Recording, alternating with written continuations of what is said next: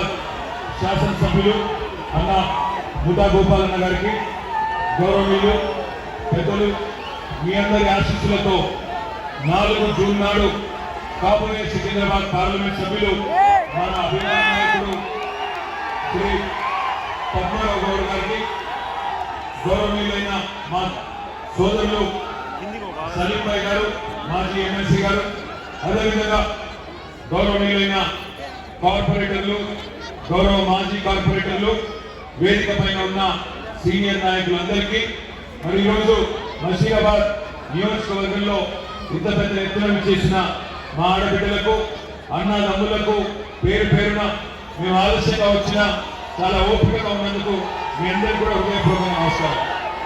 సరిగ్గా 4.5 నెలల తర్వాత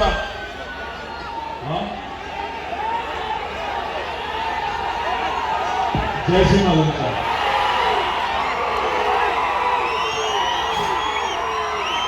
ఆయన మా తమ్ముడే కదా పేరు, ఇప్పుడు ఆయన పేరు సిరిపోయి అనుకుంటారు. టైం ఎక్కువ బంకర్ మీ అందరికీ సరిగ్గా 4.5 నెలల కిందట ఇక్కడికే వచ్చినాం.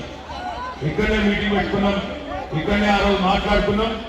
గోపాలన్న గెలిపియండి, గెలిపిస్తే అసెంబ్లీకి గోపాలన్న వస్తే పెద్దలు కేసీఆర్ గారు తిరిగి 3వసారి సీఎం అవుతారు అనే మాట నేను ఆ రోజు చెప్పడం జరిగింది. మీ అందరూ దయతో, ప్రేమతో హైదరాబాద్ లో బీజేపీ వాళ్ళు ఎన్ని కథలు చెప్పినా, కాంగ్రెస్ వాళ్ళు ఎన్ని కాకమ్మ కబుర్లు చెప్పినా మీరు నమ్మలేదు. నమ్మకుండా మొత్తం హైదరాబాద్ లో 24 సీట్లుంటే అందులో 16 సీట్లు ఇవాళ కేసీఆర్ గారికి, మాకు మీరు అప్పచెప్పినందుకు మీ అందరు కూడా ముందుగా ధన్యవాదాలు. ఒక్క సీట్ కూడా, ఒక్కటంటే ఒక్క సీట్ కూడా హైదరాబాద్ లో కాంగ్రెస్ కు మీరు ఇవ్వలేదు. ఒకే ఒక్క సీటు ముష్టేసినట్టు బీజేపీకి ఒక్క సీట్ ఇచ్చింది, అంతేగాని ఒక్క సీట్ కూడా ఇవ్వలేదు.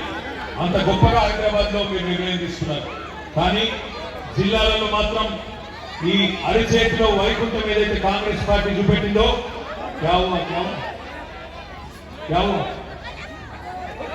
ఫిట్స్ వచ్చినా ఏమి కావాలి. అరిచేతిలో వైకుంఠం చూపెట్టి కాంగ్రెస్ పార్టీ వాళ్ళు ఆనాడు మరి కొన్ని జిల్లాలలో ప్రజల్ని ఆగం చేసి మోసం చేసి మొత్తానికైతే 1.8% ఓట్లతో మరి గెలిచి అధికారంలోకి వచ్చినారు. 4.5 నెలలు కరెక్ట్ గా కాంగ్రెస్ పార్టీ అధికారంలోకి వచ్చి ఇప్పుడు నేను ఇక్కడికి వస్తా ఉంటే ఉప్పల్ నుంచి వచ్చేటప్పుడు మెట్రో పిల్లలను చూసినా సిగ్గు లేకుండా రేవంత్ రెడ్డి రాస్తున్నాడు. 6 గ్యారంటీలలో 5 గ్యారంటీలు అమలు చేసేసినా అయిపోయింది అని రేవంత్ రెడ్డి గారు చెప్తా ఉన్నారు. అదేవిధంగా ఇలా రాహుల్ గాంధీ వచ్చింది. పాపం ఆయనకేమో తెలియదు, ఆయనకి ఏం తెలియదు, కనీసం తెలియదన్న విషయం కూడా తెలియదు రాహుల్ గాంధీ.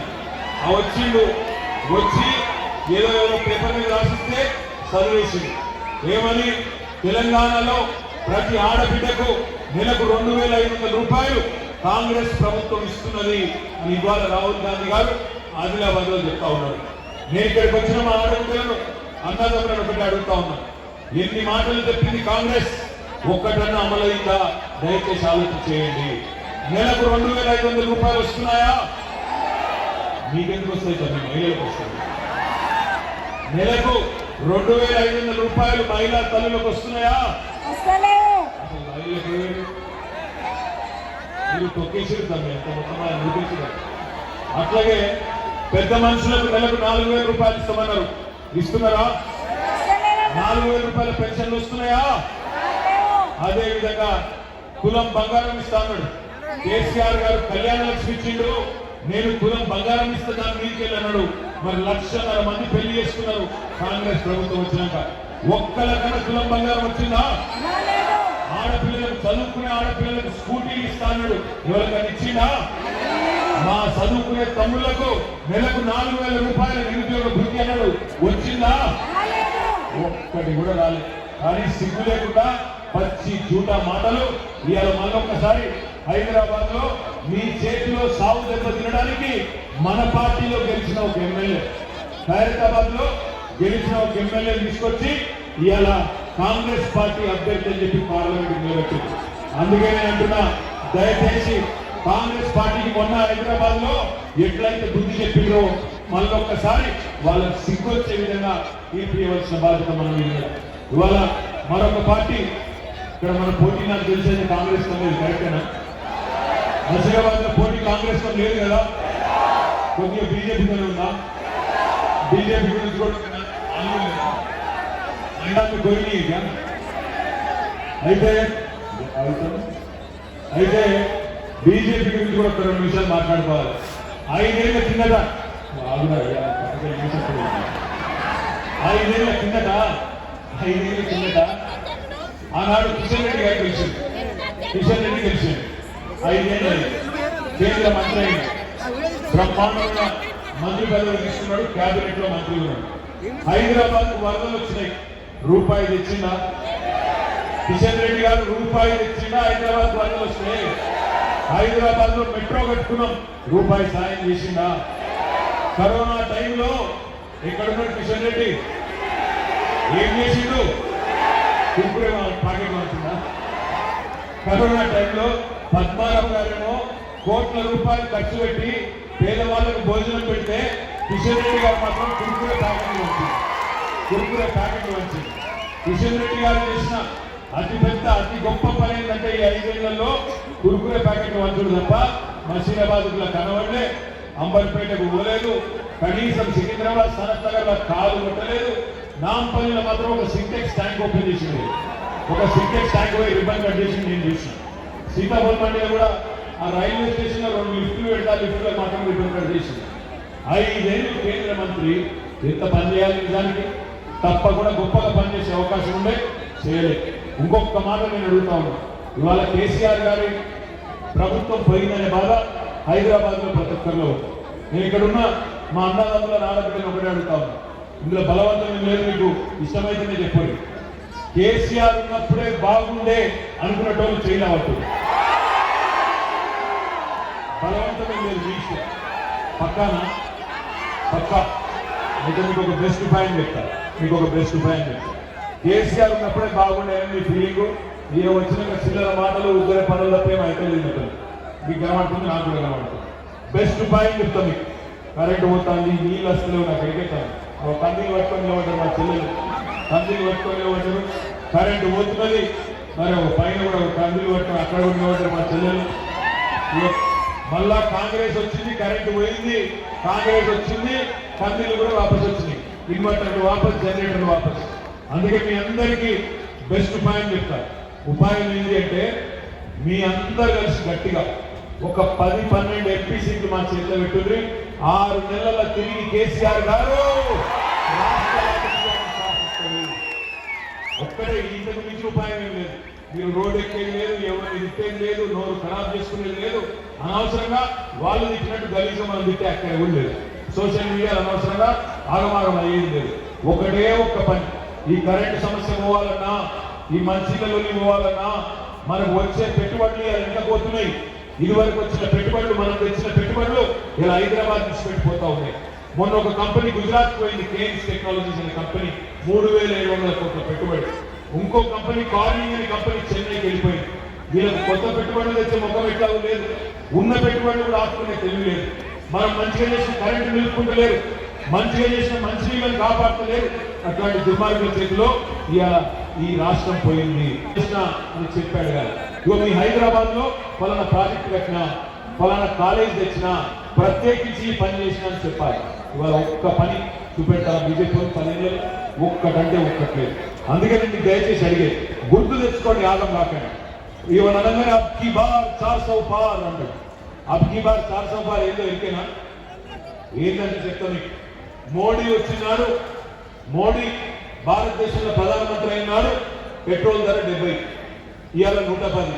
ఈసారికి మీరు బీజేపీ కొట్టేస్తే అబ్కి బార్ 400 పార్, 400 దాటిస్తారు. పక్క 400 దాటిస్తారు. నేను ఉత్తరాలు చెప్తాను ఈ మాట. మీకు ఒక చిన్న మాట చెప్తా, దయచేసి మనిషికి ఎక్కించుకోండి. మా ఆడబిడ్డలు ముఖ్యంగా జాగ్రత్త తినాలి.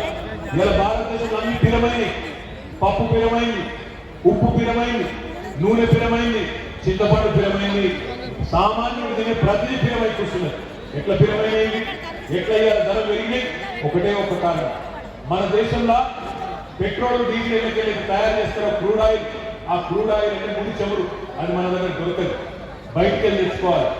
గల్ఫ్ దేశాలలో దొరుకుతుంది, ఆడికెళ్ళి మనం తెచ్చుకుంటాం. మోడీ గారు వచ్చినాడు 2014లో క్రూడ్ ఆయిల్ ధర బ్యారెల్ లెక్క అమ్ముతారు. బ్యారెల్ క్రూడ్ ఆయిల్ ధర $100. ఇవాళ 10 ఏళ్ల తర్వాత బ్యారెల్ క్రూడ్ ఆయిల్ ధర $84, అంటే $16 తగ్గింది. మరి క్రూడ్ ఆయిల్ ధర తగ్గితే పెట్రోల్ ధర, డీజిల్ ధర తగ్గాలన్నా పెరగాలన్నా? తగ్గాలి కదా. మరి తగ్గిందా? 60 రూపాయల డీజిల్ ఏమో 105 అయ్యింది, 74 రూపాయల పెట్రోల్ ఏమో 110 అయ్యింది. ఏమైనా మోడీ గారు ఎందుకైంది ఇట్లా అంటే ఆయన ఏం చెప్తాడు? దేశ జాతీయ రహదారుల నిర్మాణం కోసం అంటాడు. నాకు ఒక్క జాతీయ రహదారి చూపెట్టరా? టోల్ కట్టే అవసరం లేకుండా పోయే రహదారి ఒక్కటన్నా దేశంలో? నువ్వు విజయవాడవో, బెంగళూరువో, ఆదిలాబాద్వో, ఎటన్నా ఓ దేశంలో ఒక్క రోడ్డు చూపెట్టు టోల్ కట్టే అవసరం లేకుండా. మరి ఎక్కడికి పోయి ఈ పైసలని? ఈ 10 ఏళ్ల నరేంద్ర మోడీ 30 లక్షల కోట్లు వసూలు చేసిండు పెట్రోల్ మీద, డీజిల్ మీద. రేపు పొద్దున మీరు మీ బైక్ లా పెట్రోల్ కొట్టించుకున్నప్పుడు యాద పెట్టుకోండి, ఒక్కొక్క పైసా 10 ఏళ్ల మీ ముక్కు విండి వసూలు చేసినోడే నరేంద్ర మోడీ. 30 లక్షల కోట్లు ఏం చేసింది తెలుసా? 30 లక్షల కోట్లను అలా 15 లక్షల కోట్లు తీసుకుపోయి అదానీలకు, అంబానీలకు రుణమాఫీ చేసిన నరేంద్ర మోడీ. ఇవాళ నేను చెప్తే మీకు కొంతమంది కనిపిస్తున్నట్టు, అట్లా చేస్తున్నా. నేను చెప్పింది తప్పని కిషన్ రెడ్డి రుజువు చేస్తే రేపు ఇదే టైం ఇక్కడికి వస్తాను, రాజీనామా ఆయన మొక్కన వలస్తే. నేను చెప్పింది తప్పు కాదు. కాకులను బట్టి గద్దలకు పెట్టిండు నరేంద్ర మోడీ, పేదలను బట్టి పెద్దవాళ్ళకు పెట్టిండు. డీజిల్ ధరలు పెరిగితే బస్ కిరాలు పెరుగుతాయా పెరిగా? డీజిల్ ధరలు పెరిగితే బస్ కిరాలు పెరుగుతాయా పెరిగా? డీజిల్ ధర పెరిగితే సరుకు రవాణా ఛార్జీలు పెరుగుతాయా పెరిగా? మరి డీజిల్ ధర పెరిగితే పప్పు ధర, ఉప్పు ధర, నూనె ధర, చింతపండు ధర పెరుగుతుందా పెరగా? అవి పెరిగినాయి. మా ఆడబిడ్డలందరూ దిద్దని దానికి 400 సిలిండర్ 1200 చేసినాడు మోడీ. అబ్కి బార్ 400 రూపాయలు అంటే అది సీట్ల సంఖ్య కాదు. అబ్కి బార్ 400 రూపాయలు అంటే పెట్రోల్ 400 బరాబర్ దాటుతా అని చెప్తున్నాడు మోడీ. అందుకే చెప్తున్నా మీకు, దయచేసి ఆగమై ఓటేయకండి. ఏమనంటే మతం తప్ప ఇంకోటి తెలియదు. ఏమనంటే ముస్లింలు నిధుడు, ముస్లింలు అంటే ఎక్కువ పిల్లలు కంటారట. ఎక్కువ పిల్లలు కంటే జాతి సంపద వాళ్ళకే పోతుందని చిల్లర మాటలు. 10 ఏళ్ళు ప్రధానమంత్రిగా పనిచేసినాడు, మాట్లాడాల్సిన మాట నేనా? 2 కోట్ల ఉద్యోగాలు ఇస్తా అన్నాడు సంవత్సరానికి. 10 ఏళ్ళలో 20 కోట్ల ఉద్యోగాలు ఇవ్వాలి.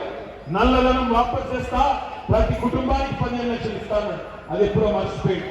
బుల్లెట్ రైళ్లు ఉరుకుతాయి దేశంలో అన్నాడు, అవి మర్చిపోయింది. ఏం పీకిన మరి 10 ఏళ్ళు? ఏమి పీకింది లేదు కాబట్టి ముస్లింలను తిట్టాలి, ఇంకోళ్ళని తిట్టాలి, రెచ్చగొట్టాలి, ఓట్లు వేయించుకోవాలి, అవతల పడాలి. ఒకసారి పుల్వామా పేరు మీద ఓట్లు, ఈసారి శ్రీరాముడు పేరు మీద ఓట్లు. శ్రీరాముడు దేవుడు అందరి వాడు, కానీ శ్రీరాముడు మర్యాద పురుషుడు. ఏం చెప్పింది శ్రీరాముడు? రాజధర్మం పాటించు అన్నాడు. రాజధర్మం అంటే ఏంది? గుజరాత్ ఒక తీరు చూడొద్దు, తెలంగాణ ఇంకో తీరు చూడొద్దు. ప్రధానమంత్రి అనేటోడు గుజరాత్ సాయం చేస్తే తెలంగాణ గుర్తు చేయాలి. గుజరాత్ లో వరదలు వస్తే 1000 కోట్లు ఇస్తావు, తెలంగాణలో వరదలు వస్తే, హైదరాబాద్ లో మూసి వరదలు వస్తే రూపాయి ఇయ్యవు. ఇదే నా శ్రీరాముడు చెప్పిన ధర్మం. హైదరాబాద్ తెలంగాణకు ఒక్క కాలేజ్ ఇయ్యవు, ఒక్క స్కూల్ ఇయ్యవు. మెట్రో కట్టుకుంటామంటే చిన్న పట్టణాలకు సాయం చేస్తావు, కానీ హైదరాబాద్ దేవు. ఎందుకు వేయాలి మరి నీకు ఓటు? ఇక్కడ ITIR ఉంటే రద్దు చేసిండు మోడీ. ఇవాళ వచ్చి బుల్లెట్ మాట్లాడుతూ కాదు, ఒక్క ఫ్లైఓవర్ కట్ట చేత కాదు. మనం హైదరాబాద్ లో 10 ఏళ్లలో 36 ఫ్లైఓవర్లు కట్టాం. ఇక్కడనే నాయన నరసింహారెడ్డి గారి పేరు మీద బ్రహ్మాండంగా ఆర్టీసీ క్లాస్ ఫ్లైఓవర్ కట్టాం. 36 కట్టిన ఒకటి కాదు, 10 ఏళ్లలో 36 కట్టాం. 2 రోడ్లకు అప్పచెప్పినాం బీజేపీలు. ఒకటి ఉప్పల్ నుంచి వరంగల్ పోయే రోడ్ల ఒకటి అప్పచెప్పినాం, రెండోది అంబర్పేటలో అప్పచెప్పినాం. 2 కూడా కట్టశాత కాలేదు వాళ్ళకి 10 ఏళ్లలో. ఏ ముఖం పెట్టుకుని ఓటాడుతాడు కిషన్ రెడ్డి? నాకు గెలవగలుగుతా. 2 ఫ్లైఓవర్లు కట్టరాదు, పైసా వేయరాదు, పైసా సహాయం లేవు వరదలు వస్తే, ఒక్క కాలేజ్ లేవు, ఒక్క రూపాయి కనీసం ఇక్కడ ఒక్క మనిషికి సాయం చేసినవి కాదు. ఏమన్నంటే ఒకటి మతం పేరు మీద ఓట్లు అడగాలి, హిందూ ముస్లిం ఫీలింగ్ తేవాలి, 4 ఓట్లు వేసుకోవాలి, అవతల పడాలి. దండం పెట్టి చెప్తా ఉన్నాం, మీ అందరినీ కోరేది ఒకటి, సికింద్రాబాద్ లో ఇలా పద్మారావు గారి కంటే మంచి క్యాండిడేట్ ఎవరు లేరు. సికింద్రాబాద్ పార్లమెంట్ లో పద్మారావు గౌడ్ గారి కంటే మంచి క్యాండిడేట్ ఎవరు లేరు. ప్రజల మనిషి, మీరు అర్ధరాత్రి 2ంటికి 3ంటికి పోయినా మీకు అందుబాటులో ఉండే మనిషి. రేపటి రోజున మీకు కష్టం వచ్చినా ఏమొచ్చినా కేసీఆర్ గారి దగ్గర పోయి అడిగి చేయించగలిగే మనిషి. మీరు కేసీఆర్ గారు తిరిగి రాష్ట్ర రాజకీయాన్ని శాసించాలి అనుకుంటే 13 తారీఖు నాడు మా చిచ్చ పద్మారావు గౌడ్ గారికి ఓటేయండి. ఒకవేళ మీకు మనసు నిండా ప్రేమ. గమ్మత్ ఏంటంటే కొంతమంది మిత్రులు మాట్లాడతారు, అన్న మా కేసీఆర్ అంటే ఇష్టమేనే, కానీ పార్లమెంట్ కాడికి వచ్చే వరకు మీరు ఏం చేస్తారన్నా, మీకేముంటుందన్నా మాట్లాడతారు కొంతమంది.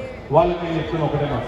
2001లో కేసీఆర్ పార్టీ పెట్టినప్పుడు ఆ రోజు కొంతమంది ఇదే మాట అన్నారు, దబ్బన కేసీఆర్ 17 పార్లమెంట్ సీట్లు గెలిచినా ఏం చేస్తారా మీరు, తెలంగాణ రావాలంటే 272 మంది ఒప్పారు కదా అన్నారు. ఆ రోజు మీరు 5 సీట్లు ఇచ్చారు కేసీఆర్. ఆ 5 సీట్లతోనే పార్లమెంట్ ఒప్పించి 35 పార్టీలను ఒప్పించి తెలంగాణ తెచ్చినోడు కేసీఆర్. రేపు మీరు 10 అప్పచెప్పండి, ఢిల్లీ మెడలు వంచకపోతే మమ్మల్ని పట్టుకోండి. అందుకే నేను అంటా ఉన్నా, మనోడు ఉండాలి. రేపు హైదరాబాద్ మీద ఒక కుట్ర కూడా జరగబోతుంది, ఇదొక్కటి జాగ్రత్తగా వినండి. జూన్ 2 తర్వాత హైదరాబాద్ కేంద్ర పాలిత ప్రాంతం చేయాలి అనే ఆలోచన కూడా బీజేపీకి ఉన్నది. దయచేసి గుర్తుపెట్టుకోండి. మేము ఇదివరకు చెప్తే కొంతమంది నమ్మలే, కాంగ్రెస్ వస్తే కరెంట్ ఉండదని చెప్పినాం, నమ్మలే, మోసపోయి ఇలా గోసపడతాం. ఇప్పుడు కూడా చెప్తున్నాం, బీజేపీ మళ్ళా వస్తే ఖచ్చితంగా కేంద్రంలో యూటీ చేస్తుంది, మన హైదరాబాద్ యూనియన్ టెరిటరీ చేస్తారు, మొత్తానికే టోపీ పెడతారు. దయచేసి యాद పెట్టుకోండి. आखिरी में मैं इतना ही कहना चाहता हूं हमारे भाइयों से बहनों से, जितने भी हमारे भाई बहन हैं मुशीराबाद में, आप तमाम भाइयों से एक गुजारिश है, आज नरेंद्र मोदी और भारतीय जनता पार्टी सरकार हमारी बहन, मेरी बहन कविता को ले जाके गिरफ्तार कर दिए, 50 दिन से जेल में डाल दिए. अगर कोई बेवकूफ ये बोलता है बीआरएस और बीजेपी एक है, तो आप उनको समझाइए. इससे बड़ा क्या सबूत चाहिए आपको कि अगर हम खुद की, हमारे फैमिली मेंबर मेरी बहन और केसीआर साहब की लड़की को अगर मोदी ले जाके जेल में रखता है, तो क्या वास्ता है हमारा उसके साथ, समझने की कोशिश करें. कोई बेवकूफ ये बोलता है कि बीआरएस और बीजेपी एक है, उनको याद दिलाइए 2014 में बीजेपी को तेलंगाना में रोकने वाला है केसीआर, 2018 में बीजेपी को तेलंगाना में हराने वाला केसीआर ही था, टीआरएस ही था, और 2023 में जो भी बड़े बड़े लीडर हैं बीजेपी के, हर किसी को हराया टीआरएस ने. बंडी संजय को किसने हराया? बीआरएस ने. धर्मपुरी अरविंद को किसने हराया? स्वयं बाबूराव को किसने हराया? ईटेला राजेंद्र को किसने हराया? रघुनंदन राव को किसने हराया? जितने भी बड़े बड़े लीडर हैं बीजेपी के, सबको हराया टीआरएस ने. मशीराबाद में लक्ष्मण को किसने हराया? अंबरपेट में किशन रेड्डी को किसने हराया?